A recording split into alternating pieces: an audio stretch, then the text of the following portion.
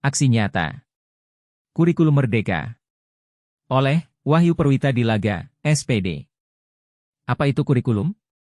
Kurikulum adalah seperangkat rencana dan pengaturan mengenai tujuan, isi dan bahan pelajaran serta cara yang digunakan sebagai pedoman penyelenggaraan kegiatan pembelajaran untuk mencapai tujuan pendidikan tertentu.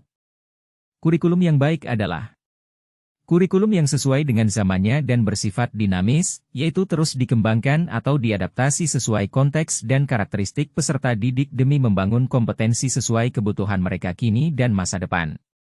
Fungsi kurikulum. 1. Sebagai alat untuk mencapai tujuan pendidikan nasional.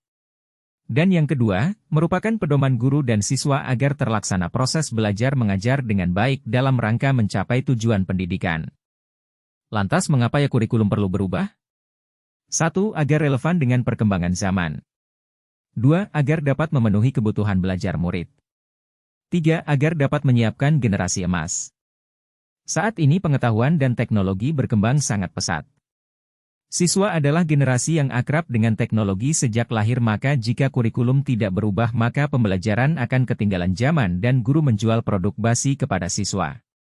Sehingga, siswa malas mengikuti pembelajaran karena prosesnya, kontennya, medianya, caranya tidak relevan lagi dengan mereka. Maka dari itu, perubahan kurikulum diperlukan sesuai dengan perkembangan zaman. Dengan adanya kurikulum merdeka, pembelajaran lebih berpihak kepada murid.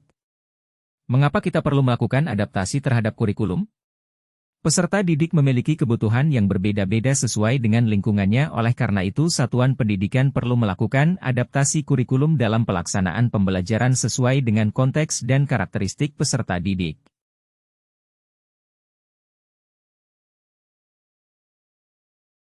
Refleksi. Setelah mempelajari topik kurikulum merdeka ini, banyak sekali ilmu yang saya dapatkan.